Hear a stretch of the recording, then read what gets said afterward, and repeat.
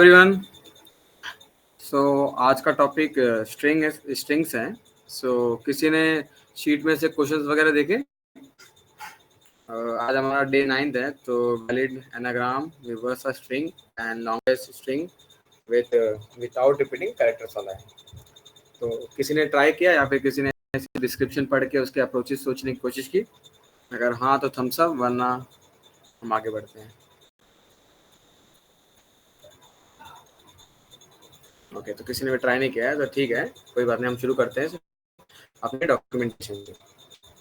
ठीक है, तो सबसे पहला क्वेश्चन क्या है, ये कुछ इस तरह है कि अगर हमको स्ट्रिंग्स वगैरह दी है, ओके, तो उसमें जो कैरेक्टर्स होते हैं ना, जैसे कि कोई कैरेक्टर्स गिवन है ABCD एंड XYZ, कुछ भी कैरेक्टर्स हैं, देन उसके नंबर ऑफ कैरेक्टर्स होंगे ना, कि A बार इतनी बार रिपीट हो रहा है, देन B इतनी बार रिपीट हो रहा है, और कुछ तो अरेंजमेंट है, अरे या तो फिर कोई कॉम्बिनेशन ऑफ लेटर्स लिए, उनके कॉम्बिनेशन से कुछ वर्डिंग बनाया गया है। ठीक है, और एक दूसरा वर्ड है जो उसी नंबर ऑफ लेटर्स से कॉम्बिनेशन से बनाया गया है। तुमको सिर्फ इसमें क्या चेक करना है, क्या ये दोनों वर्ड्स हैं, इसको मतलब एक जो पहला वर्ड है उसको कुछ रीअरेंजमेंट करके हम सेकंड वर्ड को अचीव कर सकते हैं, या फिर हम सेकंड वर्ड को कुछ रीअरेंजमेंट करके फर्स्ट वर्ड को अचीव कर सकते हैं। तो इसमें वही है। तो सबसे पहले इस क्वेश्चन में अगर इन दोनों को अचीव करना है दूसरे को, तो सबसे पहले उसकी लेंथ बराबर होना। जैसे कि अगर स्ट्रिंग है, अचीव नहीं सकते हैं, बिकॉज नंबर ऑफ लेटर्स या नंबर से ही कम पड़ेंगे हमें। ठीक है, तो सबसे पहला हमारा चेक तो वही होगा कि अगर अनइक्वल है तो वहीं पे हम लोग क्या कर देंगे, उसको फॉल्स रिटर्न कर देंगे। ठीक है, अगर वो गलत है लेंथ उसका, तो पे हम फॉल्स रिटर्न कर देंगे। ओके, तो सबसे पहले देखो सूडो कोड में वही दिया गया है, अगर लेंथ ही बराबर नहीं है तो वहीं पे फॉल्स कर दो। उसके बाद ये जो पार्ट है ना, ये हर जगह यही इसी तरह से यूज होगा। उसके बाद क्या है कि हमारे पास तीन तरह के अप्रोच है। ठीक है, एक तो ब्रूट फोर्स अप्रोच है, जिसमें हम लोग क्या करेंगे कि चीज़ों को सॉर्ट कर देंगे। ठीक है, तो सॉर्टिंग फंक्शन क्या करने वाला है उसमें, कि जो कैरेक्टर्स है उसके कुछ कुछ एस्काई वैल्यूज होती हैं, तो वो एस्काई वैल्यू के अकॉर्डिंग वो कर देगा, क्या कहते हैं, सॉर्ट कर देगा। ठीक है, और जब सॉर्ट करेगा, अगर दोनों वर्डिंग में अगर इक्वल नंबर ऑफ कैरेक्टर्स होंगे, अगर दोनों वर्डिंग्स में, दोनों वर्ड्स में अगर इक्वल नंबर ऑफ कैरेक्टर्स होंगे, तो जो उनका लास्ट अरेंजमेंट बनेगा सॉर्ट करने के बाद, वो भी सेम बनेगा, जैसे इस तरह इसमें दिखाया गया है, सेम बनेगा। ओके, देन फिर क्या किया गया, हाँ, तो इसमें यहाँ पे सॉर्ट किया गया, बट हम लोग स्ट्रिंग्स को सॉर्ट नहीं कर सकते, इसके लिए हम लोगों ने उसको कैर एरे में कन्वर्ट किया गया है। अब स्ट्रिंग्स का एक फंक्शन होता है टू कैर एरे करके। क्या फंक्शन होता है? स्ट्रिंग का एक फंक्शन होता है टू कैर एरे करके, जिसमें हम लोग स्ट्रिंग प्रोवाइड करते हैं, एंड देन वो क्या करके देता है, वो स्ट्रिंग को एक कैरेक्टर एरे के फॉर्म में कन्वर्ट करके दे देता है। वैसे हम लोगों ने एस को कन्वर्ट किया, देन टी को कन्वर्ट किया, तो उसने क्या हुआ, इससे एक एरे मिला हमें, देन फिर हमने उस एरे को सॉर्ट कर दिया। उसके बाद अगर ये कैर एरे इक्वल टू दोनों एक बराबर हो गए ना, तो अगर ये दोनों एक तरफ बराबर है तो मतलब क्या है, इक्वल नंबर ऑफ लेटर्स हैं। अगर कोई एक लेटर जैसे कि ए है, अगर वो 3 बार आ रहा है तो इसमें दोनों में 3 बार है, और अगर बी 2 बार आ रहा है, जेड 2 बार आ रहा है, कुछ भी नंबर ऑफ लेटर्स हैं, तो वो सेम नंबर ऑफ लेटर्स दूसरे एरे में एक्चुअल में प्रेजेंट है। ओके, तो वही बात हो रही है इसमें। तो उसके सोल्यूशन लिंक में भी हम जाकर देखेंगे तो उस तरह भी किया गया है कि सबसे पहले लेंथ को चेक किया गया, दोनों बराबर है कि नहीं, देन उसके बाद उसने क्या कहते हैं, एरे में कन्वर्ट किया, देन उसको परफॉर्म किया, सॉर्टिंग परफॉर्म की, देन इक्वल है कि नहीं है वो चेक कर रहे हैं हम चीज़ों को। तो इस तरह का कुछ अप्रोच आप भी सोच सकते थे, जो कि एक ब्रूट फोर्स अप्रोच होता है। लेकिन इसमें क्या हो रहा है, अब जब हम सॉर्टिंग कर रहे हैं ना, तो इसमें एक एन लॉग एन का कॉम्प्लेक्सिटी लग रहा है, जो टाइम कॉम्प्लेक्सिटी है। ये एन लॉग एन का टाइम कॉम्प्लेक्सिटी है, ये काफ़ी ज़्यादा है। अगर जो कैरेक्टर्स ही देखें कि क्या कैरेक्टर्स इक्वल है, तो एन लॉग एन देखा जाए तो ज़्यादा है टाइम कॉम्प्लेक्सिटी। इसको हम लोग रिड्यूस कर सकते हैं। तो उसके ऊपर आगे वाले ऑप्टिमाइज वाले क्वेश्चंस में हम लोग ऑप्टिमाइज अप्रोचेस में देखेंगे कैसे किया गया है। तब देख सकते हो लेंथ चेक किया गया, देन क्या एरे में परफॉर्म, इसका मेथड था, स्ट्रिंग्स के मेथड्स होते हैं, उसमें कन्वर्ट किया गया, देन सॉर्ट किया गया, देन वापस से इसको स्ट्रिंग में कन्वर्ट किया गया। और क्या स्ट्रिंग का एक फंक्शन होता है जो इक्वल्स करके फंक्शन होता है। इसमें दो तरह के फंक्शन होते हैं, इसमें स्ट्रिंग में दो तरह के फंक्शन होते हैं, इसको मैं लिख देता हूँ। एक होता है इक्वल्स करके, और एक फंक्शन होता है इक्वल्स इग्नोर केस। अब इन दोनों में फर्क क्या है? अब देखो, अगर कैरेक्टर सी है या फिर कैरेक्टर कैपिटल सी है या कैरेक्टर ये क्या कहते हैं आई है या कैरेक्टर ये आई है, तो इसमें क्या होता है, ये कैरेक्टर इससे डिफर करेगा अगर हम इक्वल्स यूज करते हैं।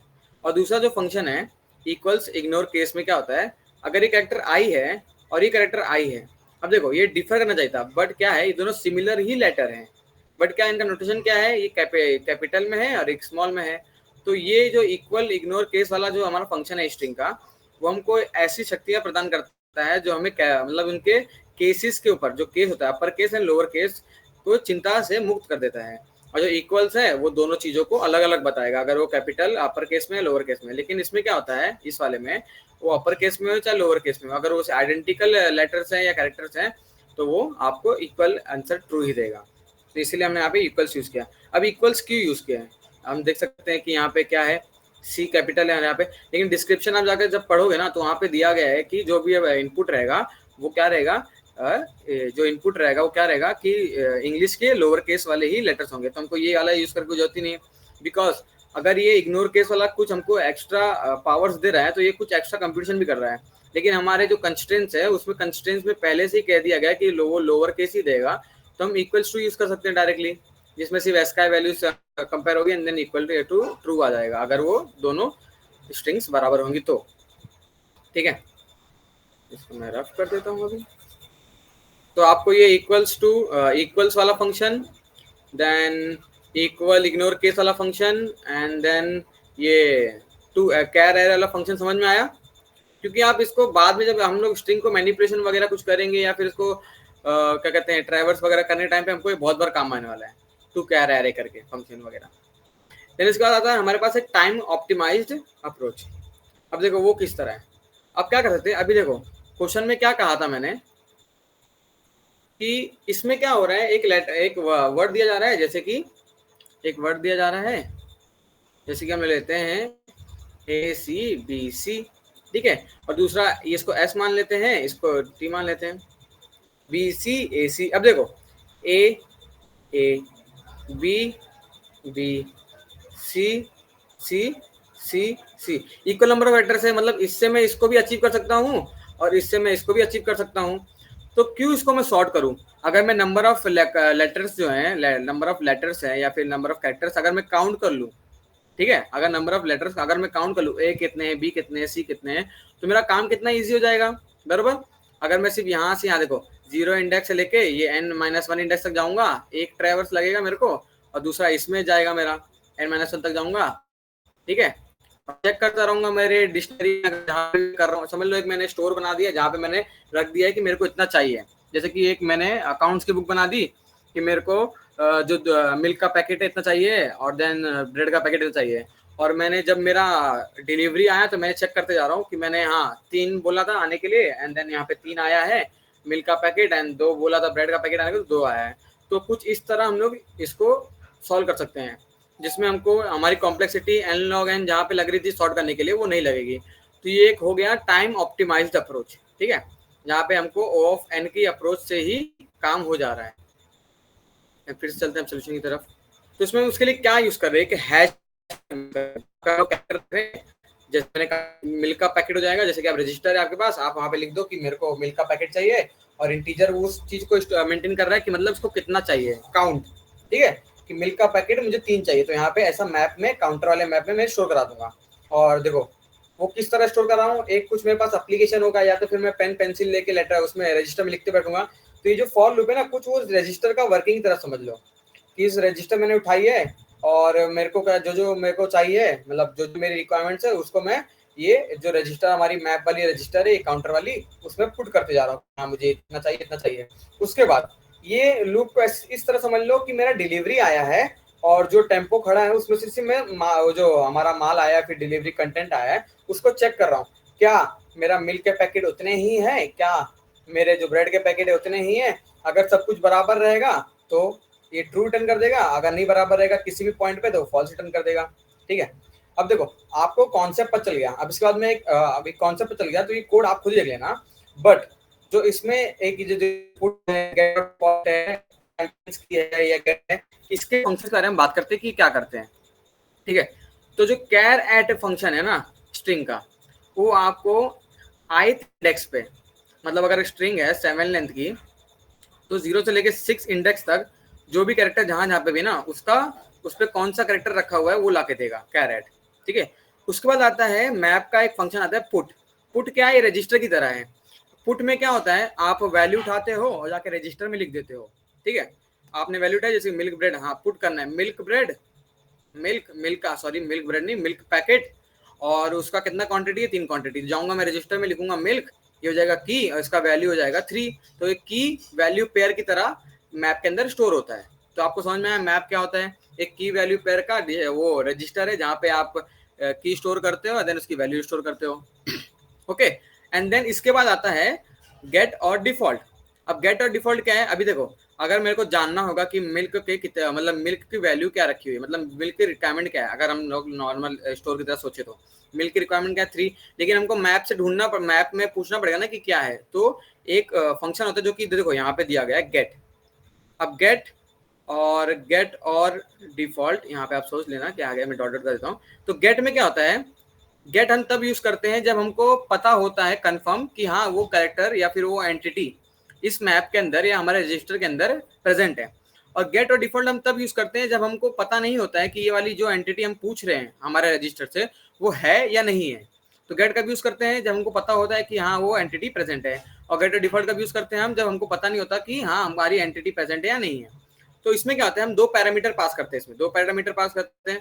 पहला पैरामीटर क्या होगा, जैसे देखो काउंटर डॉट गेट और डिफॉल्ट, पहला क्या होगा कि हम कैर देंगे इसको, जैसे कि इसमें देखो ये कैरेक्टर की क्वेरी है, जो कैरेक्टर जा रहा है ना कि हाँ इसके बारे में पूछे, जैसे मिल्क के बारे में पूछे तो वैसे हम लोग कैरेक्टर देंगे कि इसके बारे में पूछ रहे हैं। ठीक है, दिया, और गेट की जो गेट फंक्शन होगा वो उसका वैल्यू हमको प्रदान करेगा, जैसे कि मिल्क दिया तो वो 3 वैल्यू देगा हमको। ठीक है, लेकिन गेट और डिफॉल्ट में क्या होता है, हम लोग क्वेरी वाला कैरेक्टर तो भेजेंगे या क्वेरी वाली एंटिटी भेजेंगे, लेकिन डिफॉल्ट में अगर वो नहीं हुआ तो हमको क्या चाहिए उसके बदले हमको चाहिए 0, कि जो फंक्शन है उसके बदले हमको क्या कर दे, 0 प्रदान कर दे। ठीक है, तो हम लोग क्वेरी कि भाई मिल्क की रिक्वायरमेंट कितनी थी, अगर उसमें प्रेजेंट होगा तो 3 आएगी, वरना अगर मिल्क प्रेजेंट नहीं है, अगर ये मिल्क प्रेजेंट नहीं है, ठीक है, तो हमको 0 प्रदान कर देना। तो इसी तरह अब देखो क्या होता है कि जैसे मैंने लिया था ACBC, अब देखो ए है, हमने रजिस्टर में डाल दिया ए, इसका वैल्यू 1, फिर सी आया, सी का वैल्यू डाल दिया हमने 1, फिर बी आया, एक यूनिक का आइडेंटिटी है तो इसमें गेट और डिफॉल्ट में क्या आ जाएगा, वैल्यू 0 आ जाएगा। तो 0 + 1 कर दिया हम लोग ने, रजिस्टर में पुट कर रहे हैं ना, इस कैरेक्टर को पुट कर रहे हैं और रजिस्टर से उसकी डिफॉल्ट वैल्यू निकलवा रहे हैं। अगर ये पहले से कुछ अगर प्रेजेंट है इसकी वैल्यू तो उसमें हमको बस एक 1 ऐड करना है। तो ठीक है, तो हमने बी को मंगाया, उसमें से फिर से 0 आया बिकॉज हमारी डिक्शनरी में पहले से बी प्रेजेंट नहीं है, देन उसमें +1 करके हमने 1 डाल दिया। देन कैरेक्टर सी आया, अब सी देखो सी के टाइम पे क्या हो, गेट और डिफॉल्ट में 0 वैल्यू नहीं आएगी बिकॉज ये कैरेक्टर जो सी है वो पहले से प्रेजेंट है, तो उसकी वैल्यू जो 1 रहेगी वो हमको रिटर्न कर देगा। तो 1 फिर जो हमने +1 कर दिया ये 2 जाएगा, तो इस कैरेक्टर पे मतलब जो हमारा सी रहेगा C, 1 + 1 2 जाके रजिस्टर में हो जाएगा पुट, मतलब रजिस्टर में लिख जाएगा। तो ये वैल्यू यहाँ पे क्या हो जाएगी, ये हो जाएगी 2। तो देखो हमारा कैसा मस्त बन गया ये रजिस्टर, जहाँ पे हमको A का जरूरत कितना 1 है, C का 2 है, B का 1 है। अब क्या करेंगे, जैसे हम लोग ने इसमें क्या कहते हैं, जैसे हम लोग ने इसमें कैरेक्टर पुट किया उसी तरह कुछ थोड़ी सी बदलाव करके हम लोग क्या करेंगे कि हमारा जो नेक्स्ट कैरेक्टर मतलब नेक्स्ट वर्ड है जो हमारा टी वर्ड रहेगा उसमें से हर एक कैरेक्टर उठाएंगे और चेक करते रहेंगे कि क्या अंदर वो प्रेजेंट है और उसकी जितनी फ्रीक्वेंसी होनी चाहिए उतने में ही प्रेजेंट है या फिर ज्यादा प्रेजेंट है, उसके बारे में भी हम ध्यान देंगे।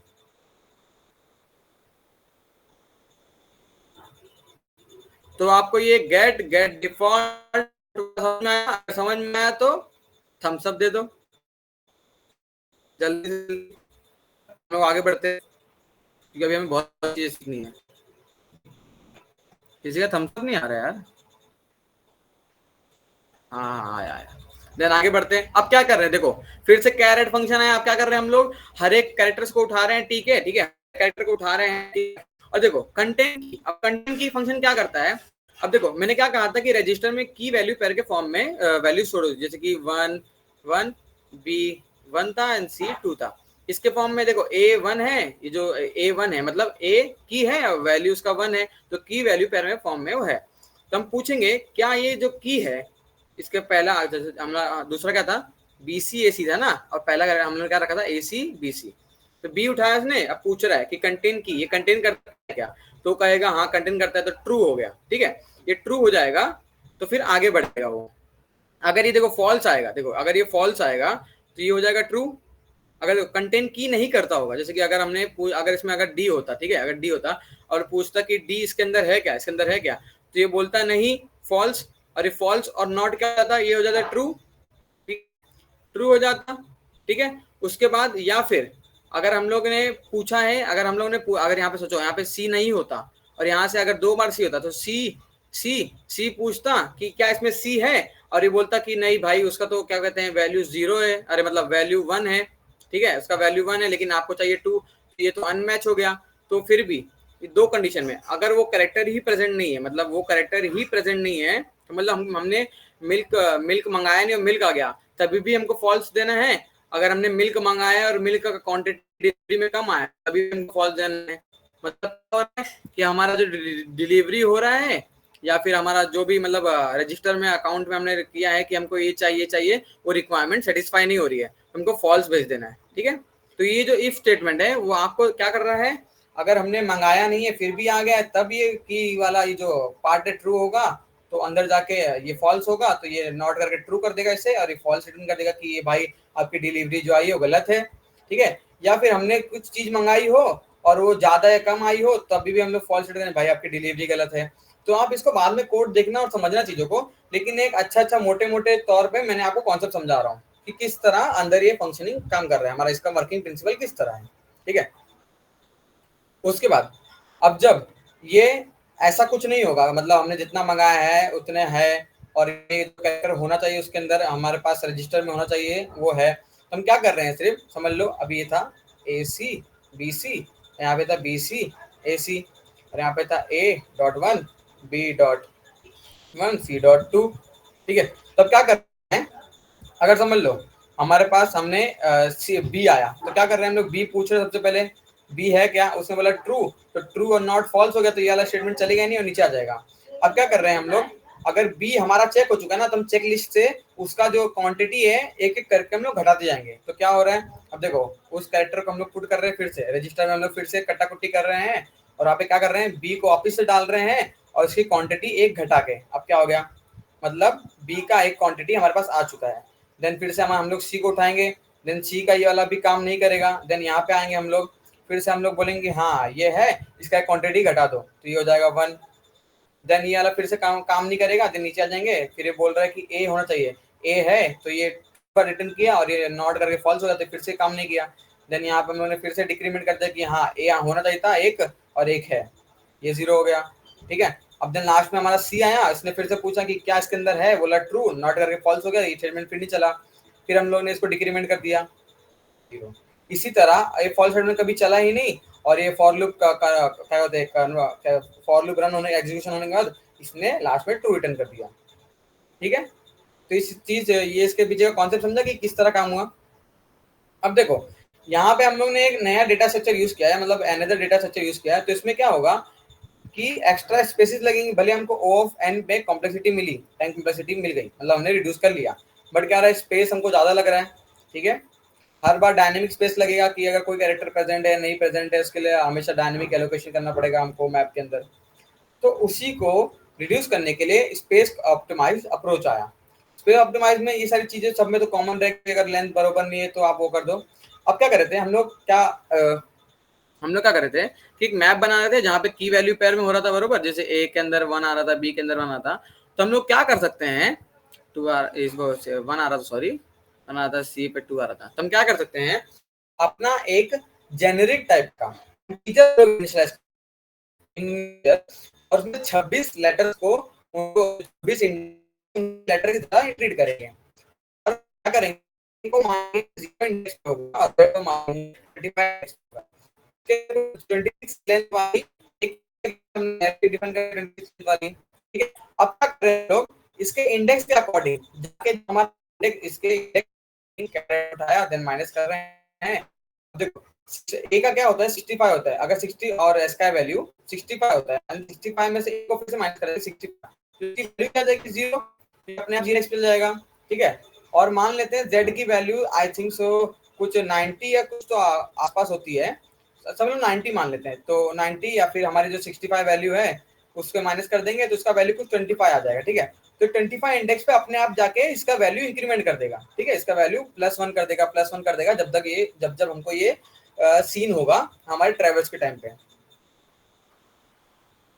तो ये समझा कैसे हम लोग ने एक बिल्ड इन मैप क्या कहते हैं जनरेट किया हमारे जेनरिक एरे से। तो जहां पे हम लोग ने मैप यूज किया ना, जो कि डायनेमिकली एलोकेट करता है स्पीशीज को, यहाँ पे हम लोग ने एक स्टैटिक तरीके से इसको इस्तेमाल किया। और देखो कितना बड़े भी एरे हो जाए, लेकिन लेटर तो उसमें 26 ही होंगे, तो 26 के लिए 26 इंटीजर वेरिएबल्स है ना। एक्चुअल में एरे क्या होता है, एक मतलब वेरिएबल्स का कलेक्शन होता है, बरोबर, होमोजीनियस कलेक्शन होता है। तो ये 26 हमारे जो वेरिएबल्स रहेंगे वो हर एक लेटर को मेंटेन करते रहेंगे कि हाँ ये लेटर का इतना काउंट है, इतना काउंट है। और बस क्या कर रहे हैं, यहाँ पे हम लोग रजिस्टर में पुट कर रहे हैं सारी रिक्वायरमेंट्स, और यहाँ जब डिलीवरी आ गई हमारी, वहाँ पे हम लोग चेक करें कि हाँ हमारी डिलीवरी करेक्ट आई है, नहीं है तो फॉल्स रिटर्न कर दे रहे हैं, बस रिटर्न कर दे रहे हैं।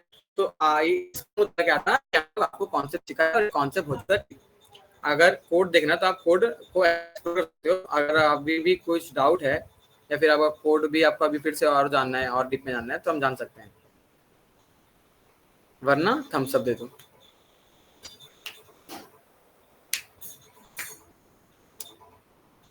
हेलो, थम्स अप अगर डाउट नहीं है तो।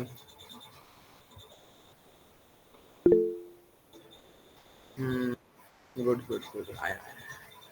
देन बढ़ते हैं सेकंड क्वेश्चन की ओर, जो कि है रिवर्स स्ट्रिंग। अब देखो रिवर्स स्ट्रिंग में क्या होगा कि जो 0th इंडेक्स पे कैरेक्टर है उसको लास्ट इंडेक्स पे डाल दो, फर्स्ट इंडेक्स वाले को सेकंड लास्ट पे, थर्ड इंडेक्स को थर्ड लास्ट पे, फोर्थ इंडेक्स को फोर्थ लास्ट पे, वही चीजें करनी है, ठीक है। ये बहुत ही छोटा और बहुत ही सिंपल है, जो कि आप मतलब एक ट्रैवर्स, अगर आपको क्या कहते हैं स्ट्रिंग में कैसे ट्रैवर्स किया जाता है उसको सीखना है, तो ये क्वेश्चन आपके लिए सबसे बेस्ट है।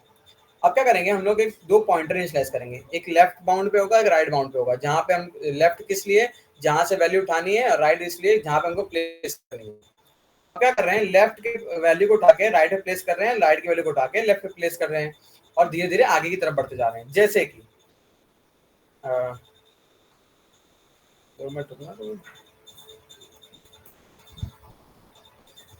जैसे कि ए है, बी है, सी है, डी है। अब इसका क्या करेंगे हम लोग, यहाँ पे आया हमारा लेफ्ट, यहाँ पे आया हमारा राइट। अब क्या करना है, इसको यहाँ डालना है, इसको यहाँ डालना है, अरे सॉरी, इसको यहाँ डालना है, मतलब ए को इधर पुट करना है, डी को इधर पुट करना है। देन हमारा इंक्रीमेंट हो जाएगा, एल यहाँ पे आ जाएगा, एंड देन आर यहाँ पे आ जाएगा। फिर करेंगे, इसको यहाँ डालेंगे और इसको यहाँ डालेंगे। तो बस कुछ इसी तरह का कोड है, हम इसको सूडो कोड की मदद से भी समझ सकते हैं। जैसे कि लेफ्ट को 0 पे कर दिया, एंड देन राइट को n-1 पे कर दिया। n-1 पे क्यों किया हम लोग ने, कोई बताएगा मुझे कि n-1 पे क्यों किया? चैट बॉक्स में फटाफट। सर्वेश, लिनॉय, सुयश, n-1 क्यों किया हम लोग ने, लेंथ -1 क्यों किया राइट को? फास्ट फास्ट आगे बढ़ना है जल्दी। हाँ परफेक्ट, यही चाहिए था आंसर, बिकॉज इसमें कैसी 0 बेस्ड इंडेक्सिस होती है, ठीक है। तो हम लोगने 0 से n-1 तक किया। देन क्या कर रहे हैं, एक टेम्प करके हम लोग वेरिएबल इनिशियलाइज कर रहे हैं, जो कि हमारा टेम्परेली जो हमको स्वैपिंग करना है उसमें मदद करेगा, ठीक है। स्वैपिंग के लिए हमको टेम्प मदद करेगा। तो हर बार क्या कर रहे हैं हम लोग, स्वैप कर रहे हैं चीज़ों को। ये जो इतना कोड है ना, ये स्वैपिंग के लिए मदद कर रहा है, इतना कोड, जो कि हम लोग ये देखो ए इधर डाल रहे हैं, देन डी इधर डाल रहे हैं उसके लिए। और हर बार ये इंक्रीमेंट लेफ्ट करेगा एंड डिक्रीमेंट राइट करेगा, ये इसके लिए। और हमको कब तक करना है, जब तक लेफ्ट छोटा हो राइट से। बिकॉज अगर हम लोग लेफ्ट, अब देखो इसको हमने ए इधर डाल दिया, डी को इधर डाल दिया, बी को इधर डाल दिया, सी को इधर डाल दिया। अब जब हमारा लेफ्ट इधर आ जाएगा, लेफ्ट इधर आ जाएगा और राइट इधर आ जाएगा, तो क्या होगा कि फिर बी जो हमारा अभी देखो नया एरे क्या बन गया कि डी सी बी ए। अगर हम लोग फिर से यहाँ अगर इसके इधर बीच में नहीं रुके, अगर हम लोग यहाँ बीच में नहीं रुके, तो क्या होगा, ये फिर से यहाँ पुट हो जाएगा, ये यहाँ पुट हो जाएगा, फिर यहाँ पे ये पुट हो जाएगा, ये यहाँ पे पुट हो जाएगा। तो हमारा जो लास्ट में एरे बनेगा वो फिर से सेम बन जाएगा, जो हमको नहीं चाहिए। तो वाइल की कंडीशन क्या होनी चाहिए हमको, वो भी ध्यान रखनी है कि लेफ्ट हमेशा राइट से छोटा होना चाहिए। जिसका मतलब हमको यहाँ पे रुकना है, बस ये बता रहा है। तो आपने देखा ये कितना आसान क्वेश्चन था। अगर किसी को ट्रैवर्स सीखना है कि कैसे ट्रैवर्स किया जाता है स्ट्रिंग को, तो ये बहुत अच्छा क्वेश्चन है, जिसमें आपको थोड़ी लॉजिकल थिंकिंग भी लगेगी कि हमको कैसे रुकना है कहाँ और कैसे चीजों को स्वाइप करना है। इसमें किसी को डाउट? अगर नहीं है तो थम्स अप दीजिए, हम आगे बढ़ते हैं। तो ना इसमें स्टैक से नहीं कर सकते क्या, इसको रिवर्स करना है तो? टैक्स, हेलो, हाँ, स्टैक से। अब देखो स्टैक सबसे पहले तुमको एक्स्ट्रा ऐसा लगेगा जो हमारी कॉम्प्लेक्सिटी को बताएगा। देन उसके बाद क्या होगा कि हमको हर बार ये करते रहना पड़ेगा कि सबसे पहले लेंथ लेना पड़ेगा, ठीक है। स्टैक से कर सकते हैं, कोई बात नहीं। हम क्या करेंगे, सबसे पहले हम लोग लेंथ को एक इंटीजर में डाल देंगे, ठीक है, इसकी लेंथ इतनी है। फिर क्या करेंगे, हम लोग स्टैक के अंदर पुट करते जाएंगे, सारी वैल्यूज को पुट करते जाएंगे, पुट करते जाएंगे, पुट करते जाएंगे, ठीक है। उसके बाद क्या करेंगे, हाफ तक पुट करेंगे, ठीक है। हाफ तक पुट करने के बाद उसको पॉप करते रहेंगे, पॉप करते रहेंगे, पॉप करते रहेंगे, तो वापस से आपकी स्ट्रिंग में वो अपेंड होता रहेगा, ठीक है। ये एक हाफ वाला भी कर सकते हो, या फिर आपको बहुत आसान तरीके से रखना है तो एक काम करो कि पूरा का पूरा ही डाल दो उसके अंदर, ठीक है, और उसको वापस से स्ट्रिंग में ऐड कराते जाओ। अब इसमें एक चीज और आती है कि स्ट्रिंग कभी यूज मत करना, इस ऐसी चीजों में स्ट्रिंग कभी मत यूज करना, बिकॉज स्ट्रिंग कैसा है, इम्यूटेबल है। उसमें क्या होता है, अगर थोड़ी भी आप चेंजेस करते हो तो वो एक नया स्ट्रिंग आपको बना के देता है जो आपकी कॉम्प्लेक्सिटी बढ़ा देगा, स्पेस कॉम्प्लेक्सिटी आपकी बढ़ा देगा, टाइम कॉम्प्लेक्सिटी बढ़ा देगा। तो वहां पे आपको स्ट्रिंग बिल्डर यूज करना है, ठीक है। क्या यूज करना है आपको, स्ट्रिंग बिल्डर यूज करना है। तो देखो स्ट्रिंग बिल्डर एक डेटा स्ट्रक्चर नया आया, देन आपका स्टैक डेटा स्ट्रक्चर यहाँ आया, तो आपकी यहाँ पे स्पेस कॉम्प्लेक्सिटी जो है वो बढ़ती जा रही है, ठीक है। समझ में आ रहा है कि आप एक बार डाल रहे हो चीजों को, देन वापस से निकाल रहे हो, इसमें टाइम कॉम्प्लेक्सिटी बढ़ रही है आपकी, भले ऑफ एन रहेगी लेकिन आप कैसा कर रहे हो, एक बार डाल रहे निकाल रहे हो, तो 2 बार एन एन लग रहा है, लेकिन कैसा स्पेस कॉम्प्लेक्सिटी में एन ही दिखेगा, लेकिन आपको पता है ना इंटरनली कैसे फंक्शनिंग कर रहा है, वो 2 बार चल रहा है तो ज्यादा टाइम लगेगा उसको। बट इसमें क्या हो रहा है, आप हाफ तक मूव कर रहे हो, हाफ तक मूव कर रहे हो, और हाफ तक ट्रेवर्स करने में ही आपका पूरा काम हो जा रहा है। तो ना ही यहाँ पे एक्स्ट्रा डेटा स्ट्रक्चर लगा और ना ही आपको यहाँ पे एक्स्ट्रा टाइम लगा। तो स्टैक में आप कर सकते हो, क्योंकि वहाँ पे देखो जैसे डायरेक्टली आप डालते हो तो वहाँ पे आपको लास्ट वाला कैरेक्टर ही मिलेगा, देन वहाँ पे आप स्ट्रिंग बिल्डर में आप ऐड करते जाओगे, और उसके बाद आपको यहाँ पे एक स्ट्रिंग रिटर्न नहीं करनी है, आपको यहाँ पे एक स्ट्रिंग बिल्डर रिटर्न नहीं करना है, आपको स्ट्रिंग करना है। देन फिर आप वो स्ट्रिंग बिल्डर को कन्वर्ट करोगे स्ट्रिंग में, तो आप स्टैक यूज करोगे, गुड है, लेकिन कैसा space complexity and time complexity को देख के काम करना। क्या लेना है, आपका डाउट क्लियर हो गया इसमें? हाँ हाँ, समझा।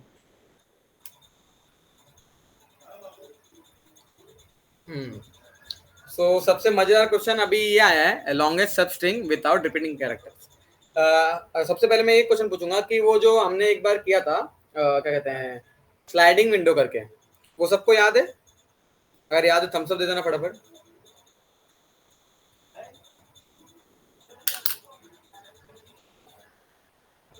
अगर याद हो फटाफट थम्स अप, हाँ ओके याद है। देन उसमें हम लोगों ने एक फिक्स्ड वाला किया था, फिक्स्ड वाला किया था, वो याद है? अगर फिक्स वाला याद हो तो आपको वो भी डायनेमिक वाला भी याद होगा कि किस तरह हम लोग एक टारगेट सम हमने लिया था, देन वो टारगेट सम अचीव करने तक हम लोग अपनी जो विंडो इसको एक्सपांड करते जा रहे थे, एंड देन जब भी हमारा वो सम इनवैलिड हो जा रहा था तो हम लोग उसको श्रिंक करते जा रहे थे, श्रिंक करते जा रहे थे, और सबसे सिग्निफिकेंट वाला जो सबसे लेस सिग्निफिकेंट वाला है उसको पीछे से निकालते जा रहे थे। तो इसमें भी वही करना है कि एक स्ट्रिंग दी रहेगी और हमको लॉन्गेस्ट सब स्ट्रिंग ढूंढनी है। लॉन्गेस्ट सब स्ट्रिंग जैसे कि एग्जांपल देता हूं आपको मैं, ये क्या हो गया, हाँ नॉट वर्किंग। सो तो जैसे कि मैं एक स्ट्रिंग देता हूँ आपको, A B C A C B.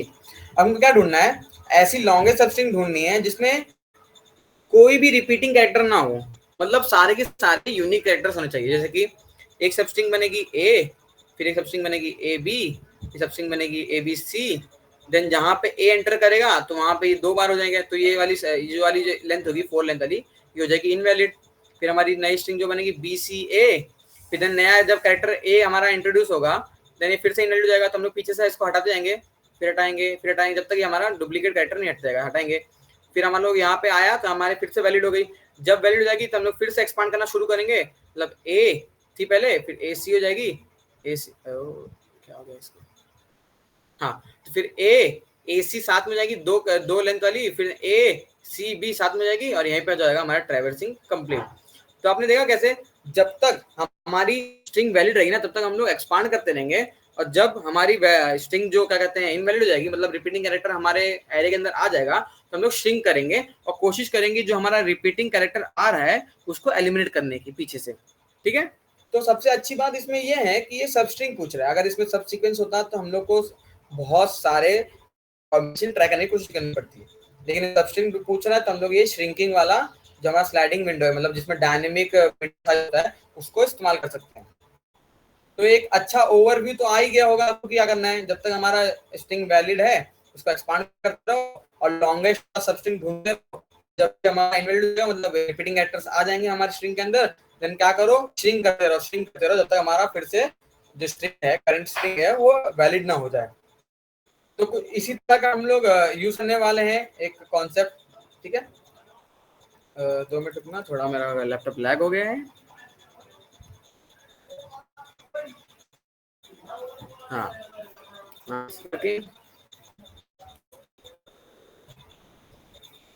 तो इसी तरह करें हम लोग, इनिशियलाइज करें दो पॉइंटर को, एक लोअर होगा एक अपर होगा at beginning of the string. फिर क्या करें हम लोग, एक एरे अल्फाबेट, जैसे मैंने मैप बताया था आपको, देखो हम लोगों ने एक जनरेट टाइप का 26 लेंथ का हम लोगों ने एक एरे बनाया, हर एक कैरेक्टर का काउंट को मेंटेन करते जा रहे हैं, हाँ एक कैरेक्टर का काउंट क्या है।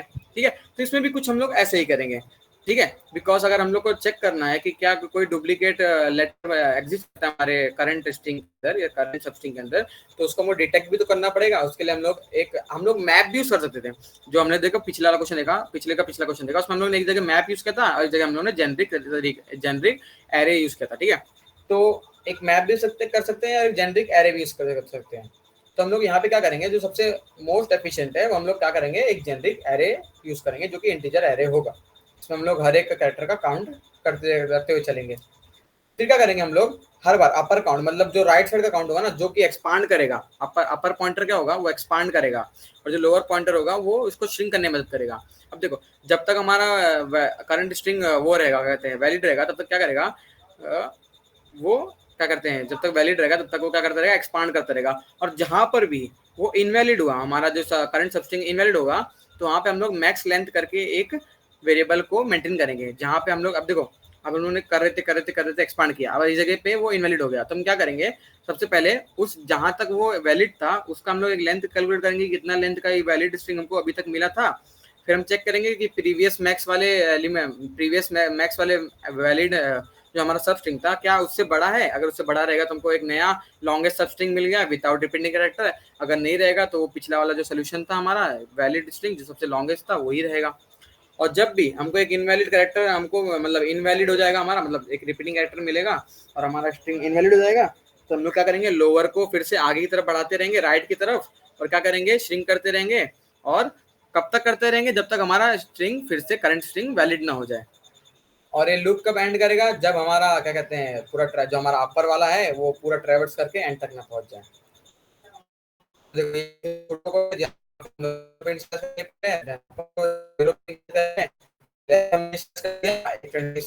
ओके, तो एक चीज बताना भैया कि इसमें क्वेश्चन है ना, इसमें जितने भी करंट कैरेक्टर्स होते हैं, जैसे कि स्पेस हो गया, चाहे स्लैश हो गया, परसेंटेज हो गया, हर तरीके के कैरेक्टर देंगे इन लोग। ऐसा नहीं कि ABCD देंगे, अपर केस देंगे, लोअर केस देंगे, ऐसा नहीं है। इसमें 256 जितने भी कैरेक्टर्स अभी एग्जिस्ट करते हैं, सारे के सारे कैरेक्टर्स को हमको इसमें आइडेंटिफाई करते हुए चलना है। तो यहाँ पे हम लोग क्या करेंगे, 256 साइज का एक एरे को डिफाइन कर देंगे। ठीक है, और एज यूजुअल हम लोग क्या कर देंगे, 0 पे इनिशियलाइज कर देंगे या फिर ऐसी वैल्यू पे इनिशियलाइज कर देंगे। अब देखो 0 पे क्यों इनिशियलाइज किया, हम लोग इसको एक नेगेटिव इन्फिनिटी भी इनिशियलाइज कर सकते थे, मगर 0 पे करना बहुत अच्छी बात है। क्यों अच्छी बात है इस क्वेश्चन में, बिकॉज अगर समझो आपके पास कोई n लेंथ का स्ट्रिंग है, ठीक है, n लेंथ का स्ट्रिंग है, जैसे मैं एग्जांपल लेता हूँ, n लेंथ का स्ट्रिंग है ABCAC, ठीक है, तो इसमें कम से कम एक लेंथ का अगर कोई एक तो सबस्ट्रिंग रहेगा ही ना, जो कि यूनिक होगा। बिकॉज अगर एक ही लेंथ का हमारा सबस्ट्रिंग है तो उसमें वो अकेला कैरेक्टर एग्जिस्ट करेगा, कोई दूसरा कैरेक्टर तो एग्जिस्ट भी नहीं करेगा। ठीक है, तो जब से सबसे स्मॉलेस्ट वाला हमारा सबस्ट्रिंग हो सकता है ना पॉसिबल, वो क्या हो सकता है, 1। ठीक है, तो अगर हमने 0 पे भी इनिशियलाइज कर दिया है तो हमारा ये 0 ये प्रोपोर्शनली होगा किसके, माइनस इन्फिनिटी के बराबर, माइनस नेगेटिव इन्फिनिटी के बराबर ही है। बिकॉज ये जो फंक्शन ही माइनस इन्फिनिटी हमें करेगा वो जीरो भी वही कर रहा है, बिकॉज सबसे लोएस्ट वैल्यू क्या हो सकती है, 1 हो सकती है। हम लोग माइनस इन्फिनिटी क्यों करते हैं, क्योंकि हमको पता नहीं होता है कि कौन सी सबसे छोटी वैल्यू हो सकती है, इसके लिए हम लोग क्या कहते हैं वो करते हैं integer dot mean value. But यहाँ पे हमारी मीन वैल्यू क्या हो सकती है पॉसिबल 1, तो हम लोग जीरो से भी काम चला सकते हैं। ठीक है, तो आपने ध्यान दिया कि कैसे यहाँ पे हम लोगों ने अपना जीरो को इस्तेमाल कर लिया और ये नेगेटिव इन्फिनिटी को इस्तेमाल नहीं किया। या फिर ऐसा भी कह सकते हैं कि हम लोगों ने जीरो को ही क्यों इस्तेमाल किया और नेगेटिव इन्फिनिटी को क्यों इस्तेमाल नहीं किया।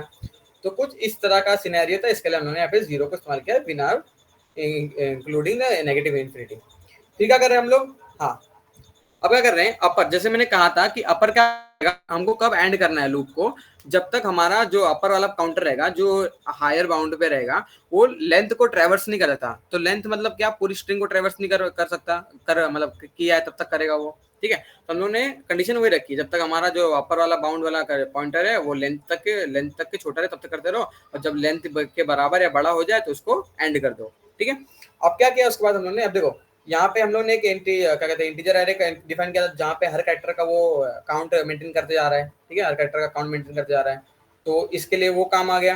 देन यहाँ पे क्या कर रहे हैं, उसी को हम लोग यूज कर रहे हैं। अब क्या कर रहे हैं, जब भी हमारा एक नया कैरेक्टर जब उसमें इंट्रोड्यूस हो रहा है हमारे स्ट्रिंग के अंदर, अब कोई स्ट्रिंग हमारी जो करंट स्ट्रिंग रहेगी, समझ लो हमारी करंट स्ट्रिंग, हमारी स्ट्रिंग समझ लो यही हमारी स्ट्रिंग है, ये गिवन स्ट्रिंग है, और हमारी करंट स्ट्रिंग कहाँ पे, ए पे है। हमारी पहला वैल्यू करंट स्ट्रिंग के ऊपर ए है। देन बी इंट्रोड्यूस होगा बरोबर, तो हमारी करंट स्ट्रिंग बी हो गई। देन क्या करेगा, ये इस पोजीशन पे जाएगा जो मैंने आपको देखो बताया था, बी माइनस हम लोग कुछ नंबर करेंगे। ठीक है, जो सबसे छोटी वैल्यू होगी उसको हम लोग माइनस करेंगे। ठीक है, तो क्या हो जाएगा, वो अपनी इंडाइसिस देगा, जैसे कि 0 देगा यहाँ पे। अब देखो 256 के 256 है, तो यहाँ पे हम लोग को किसी को भी करने की जरूरत नहीं है कि ए से माइनस कर दो या फिर कैपिटल ए से माइनस कर दो, तो इसकी जरूरत नहीं है, बिकॉज यहाँ पे सारे के सारे कैरेक्टर ही आ रहे हैं। तो जो 0 पोजीशन पे रहेगा वो अपनी अपनी जगह पे सेटल हो जाएगा, जो ए है 65 पोजीशन पे वो अपनी जगह पे सेटल हो जाएगा। तो देखिए, और यहाँ पे देखो, यहाँ पे कुछ भी हो सकता है, परसेंटेज, स्पेस हो सकता है, डैश, हाइफन, कुछ भी हो सकता है। ठीक है, तो क्या हो रहा है, हमारा जैसे भी इंट्रोड्यूस हुआ, जैसे कि बी इंट्रोड्यूस हुआ, तो हमने क्या किया, उसका काउंटर को इंक्रीमेंट कर दिया। फिर उसके बाद हम क्या चेक कर रहे हैं, चेक कर रहे हैं उस एरे पोजिशन पे हमने क्या किया, उसका काउंट इंक्रीमेंट किया। तो अगर उसका काउंट 1 से ज्यादा होगा, मतलब क्या, हमारी करंट स्ट्रिंग के अंदर वो डुप्लीकेटेड है। ठीक है, बट यहाँ पे हमारा बी का काउंट क्या है, अभी करंटली बी का काउंट 1 ही है, तो ये वाला स्टेटमेंट नहीं चला बरोबर। अगर ये वाला स्टेटमेंट नहीं चलेगा तो हमारा श्रिंकिंग नहीं होगा, अगर श्रिंकिंग नहीं होगा तो क्या होगा, एक्सपांशन होगा। तो एक्सपांशन हुआ बरोबर। फिर हमारा नया कैरेक्टर इंट्रोड्यूस होगा, जैसे जो कि होगा सी। ठीक है, फिर हम लोग उसकी पोजीशन पे जाएंगे, सी के पोजीशन में जाएंगे, इंक्रीमेंट कर देंगे उसको। देन इंक्रीमेंट करने के बाद क्या चेक करेंगे, क्या सी का जो काउंट है वो एक से ज्यादा है। अगर एक से ज्यादा मतलब डुप्लीकेटेड हो गया, मतलब हमारा जो वैलिड अभी करंट स्ट्रिंग है वो इनवैलिड हो गया। देन ये इनवैलिड नहीं है बिकॉज इसका काउंट 1 ही है, तो हम क्या करेंगे, फिर से एक्सपांशन करेंगे, अपर प्लस प्लस कर देंगे। देन फिर हमारा इंट्रोड्यूस क्या हुआ, ए। अब क्या, काउंटर प्लस प्लस मतलब इंक्रीमेंट हो गया 1 से, हो गया 2, मतलब क्या, हमारी करंट स्ट्रिंग के अंदर 2 लेटर्स ऐसे हैं जो कि कहते हैं, 2 लेटर्स ऐसे हैं कि जो डुप्लीकेट होते हैं। अब देखो ये लेटर यहाँ पे भी हो सकता था, ए सी ए, ऐसा भी हो सकता था, ये लेटर यहाँ पे भी हो सकता था, जैसे कि सी ए ए। ठीक है, तो जहां तक ये इनवैलिडेशन हमारा कर रहा है ना, जहां तक ये इनवैलिड बना रहा है हमारी स्ट्रिंग को, वहां तक हम लोग इसको हटाते जाएंगे, मतलब ये पूरे पार्ट को हटा देंगे, या फिर हम लोग ये पूरे पार्ट को हटा देंगे, या फिर इसे इतने पार्ट को हटा देंगे। तब देखो हम लोग ने एंटर कर दिया इफ स्टेटमेंट के अंदर। अब इसमें क्या हो रहा है, सबसे पहले हमारी जो वैलिड स्ट्रिंग, अब तक जो हमारी स्ट्रिंग हमने मेंटेन कर रहे थे, तो वहां पे वैलिड स्ट्रिंग कितने लेंथ की थी, 3 लेंथ की थी। तो देखो अपर माइनस लोअर कर देंगे हम लोग, अपर माइनस लोअर कर देंगे। अब बहुत लोग कहेंगे कि इसमें +1 भी करो, बट +1 क्यों नहीं करेंगे हम लोग, बिकॉज जो ये जहाँ पे हमारा पॉइंटर अभी करंटली है ना, उसको हमको काउंट नहीं करना है, हमको इसी को काउंट करना है, इसके लिए हम लोग +1 नहीं करेंगे, ठीक है। सब लोगों ने अपर -1 करके मैक्स लेंथ में मैक्स का था 0 था, और अभी नया वैल्यू क्या होगा 3, तो इसमें से वैल्यू क्या बढ़ेगी, तो मैक्स लेंथ की वैल्यू क्या जाएगी, कट के ये हो जाएगी 3 बरोबर। तो देखो हम लोगों ने लेंथ कैलकुलेट कर ली कि हाँ अभी हमको जो भी सबसे मैक्सिमम लेंथ वाला नॉन रिपीटिंग वाला लॉन्गेस्ट सबस्ट्रिंग मिला है वो इतने लेंथ का मिला है, और हमको यही रिटर्न करना है सिर्फ। ठीक है, हम लोग ने वो कैलकुलेट करके सेपरेटली रख दिया। और जब तक हमारा जो अपर का काउंट है, ठीक है, तो जो नया हमारा इंट्रोड्यूस, उसकी वजह से हम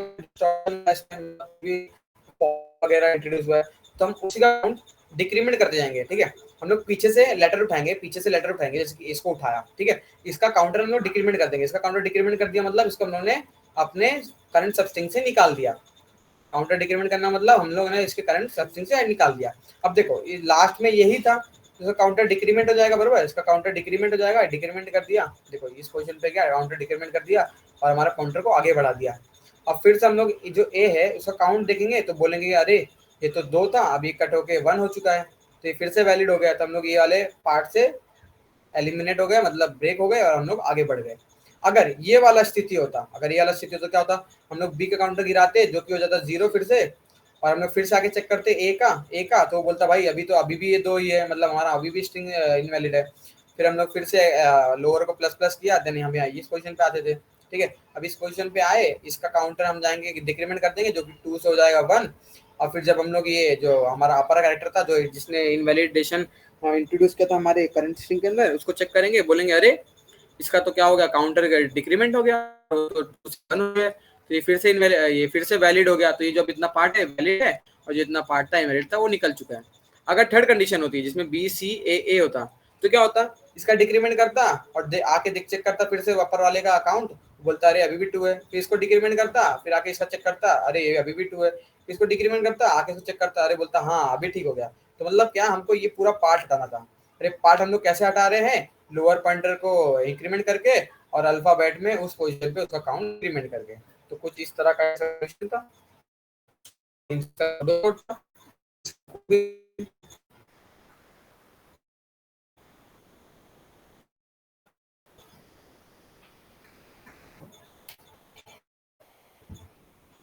तो अभी तक कॉन्सेप्ट समझने में दिक्कत आई है? अगर दिक्कत आई है फटाफट बताइए, हम इस बार फिर से बात करेंगे और सोल्यूशन पे हम लोग बाद में जाएंगे, मतलब कोड में हम लोग बाद में जाएंगे। अगर आपको कोई दिक्कत आई है तो फटाफट कमेंट बॉक्स में डाल दीजिए। नहीं है लीना को तो नहीं है, सर्वेश, सुयश, जयेश, यश,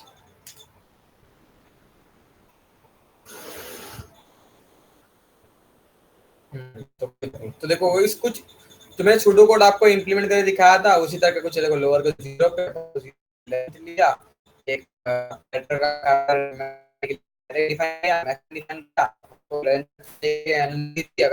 तो देन हर बार जब भी हम लोग कैरेक्टर को इंट्रोड्यूस कर अकाउंट मेंटेन करें कुछ इस तरह से, एंड देन अगर कोई भी डुप्लीकेट आ जा रहा है तो इसको कुछ इस तरह से हम लोग मेंटेन कर रहे हैं।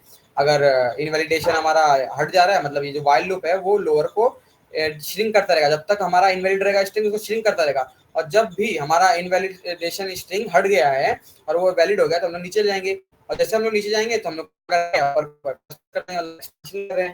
मतलब वैलिड भी हमारा स्ट्रिंग वैलिड होगा हम एक्सपेंशन करेंगे, जब भी इनवैलिड होगा तो हम उसको श्रिंक करेंगे।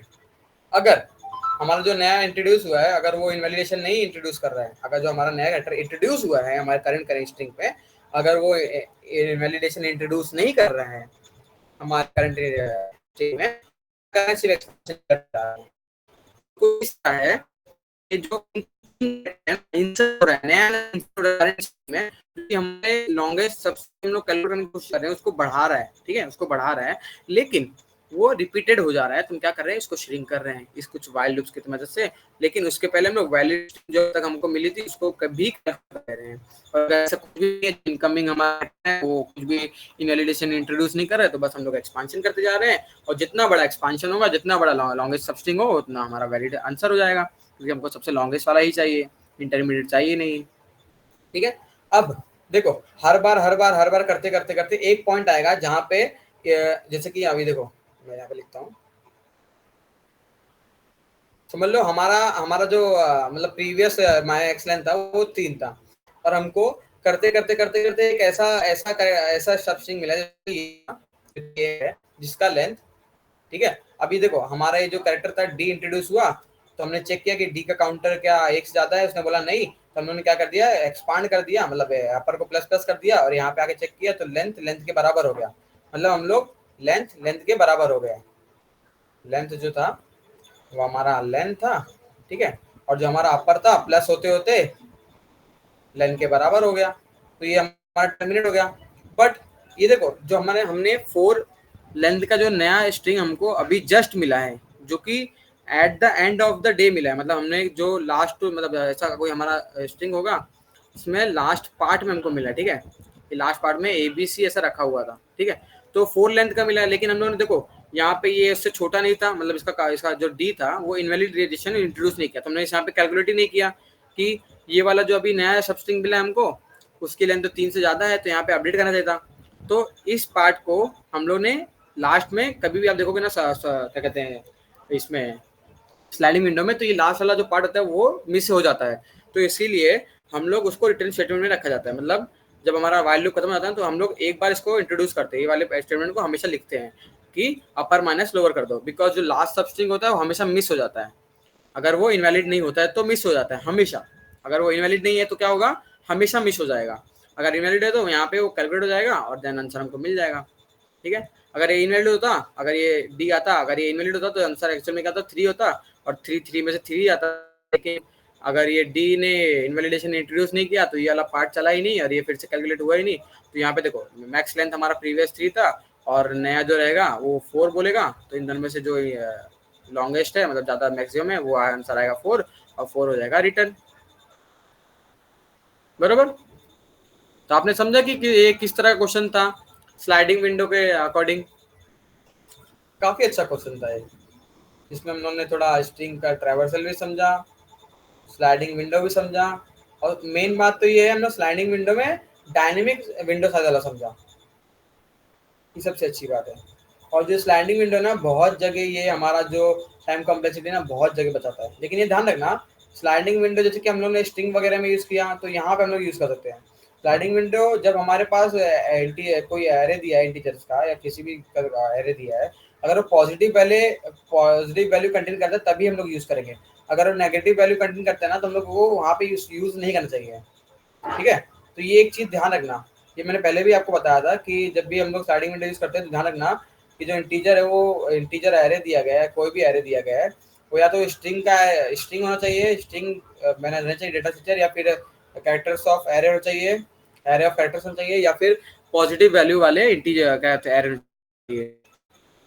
तो इसमें हमें ध्यान रखना कि आप कभी भी नेगेटिव वाले एरेस पे इम्प्लीमेंट ना कर दे सब एरे, बिकॉज वहाँ पे आपको फिर गलती महसूस नहीं होगी, बिकॉज वो स्टार्टिंग में सब जो हमारे टेस्ट केसेस होते हैं उसमें तो सारे पॉजिटिव वैल्यू होते हैं, लेकिन जो हिडन के टेस्ट केसेस होते हैं उसमें आपको नेगेटिव वैल्यू दे सकते हैं और आप सोचते रह जाओगे कि क्यों मेरा स्लाइडिंग विंडो काम नहीं कर रहा है ब्रो। तो आज के लिए कुछ इतना ही था, ये 3 क्वेश्चन थे जिसमें हमने कवर किया कि कैसे कवर किया चीज़ों को, और जो एक लेना का क्वेश्चन जिसमें हम लोगों ने जाना कि इसको स्टैक से भी किया जा सकता है, लेकिन में एक नया डेटा स्ट्रक्चर यूज होगा तो वहाँ पे स्पेस कॉम्प्लेक्सिटीज बढ़ेगी, टाइम कॉम्प्लेक्सिटीज बढ़ेगी।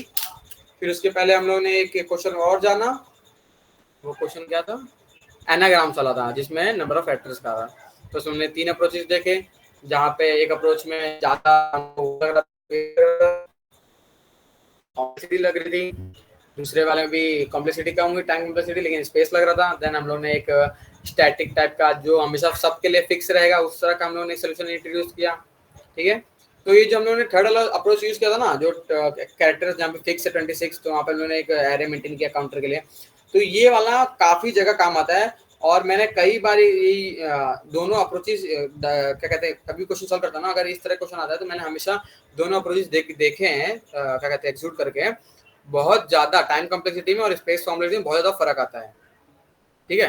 टाइम कॉम्प्लेक्सिटी में और स्पेस कॉम्प्लेक्सिटी में काफी ज्यादा फर्क आता है एक मैप को यूज करते समय, और एक अगर जेनरिक एरे हम लोग यूज कर रहे हैं, अगर वो जेनरिक एरे इम्प्लीमेंटेबल है जैसे कि कैरेक्टर्स वाले में इम्प्लीमेंटेबल था, इसमें हम लोग कर सकते हैं, लेकिन कुछ होते हैं जहाँ पे हम इम्प्लीमेंट नहीं कर सकते हैं कैरेक्टर एरे को, इस तरह के इंटीजर एरे को कैरेक्टर्स मेंटेन करने के लिए। सो अगर आपको कभी भी ऐसा कैरेक्टर्स वगैरह वाला मिले तो आप ज़्यादा कोशिश करना कि कहते हैं ये जेनरिक वाला इम्प्लीमेंट करने की कोशिश करना, क्योंकि आपकी टाइम कॉम्प्लेक्सिटी और स्पेस कॉम्प्लेक्सिटी बताया जाएगा, ठीक है। फिर उसी वाले कॉन्सेप्ट को कुछ हम लोग ने इसमें भी यूज किया, जहाँ पे हम लोग ने स्लाइडिंग विंडो यूज की, वो भी साथ में क्या यूज किया, एक जेनरिक टाइप का हैश मैप यूज किया जो हम लोगों ने खुद से बनाया था, वो इनबिल्ड नहीं था, हम लोग खुद से हैश मैप की तरह यूज कर रहे हैं, इंडाइसिस को कैरेक्टर्स की तरह यूज कर रहे हैं, एंड देन उसकी जो वैल्यूज है इंडाइसिस की उसको एज उनके वैल्यू की तरह यूज कर रहे हैं। तो कैसा होगा, एक की वैल्यू पेयर टाइप यूज कर लिया हम लोगों ने एक इंटीजर एरे को, ये काफी अच्छी बात होती है। कि इस तरह के कॉन्सेप्ट को हम लोग इम्प्लीमेंट कर पा रहे हैं। हैश मैप के कॉन्सेप्ट को हम लोग एरेस के फॉर्म में और तो खुद के इन अपने खुद के बिल्ड किए हुए हैश मैप में यूज़ कर पा रहे हैं। ठीक है, और किसी को कोई डाउट, अगर डाउट है तो फिर चैट बॉक्स आपके लिए है, वरना फिर आपके लिए थम्स अप है।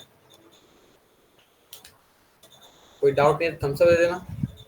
लीना का आ गया, यश का आ गया, सुरेश, सर्वेश, जयेश। ओके, तो आ चुका है।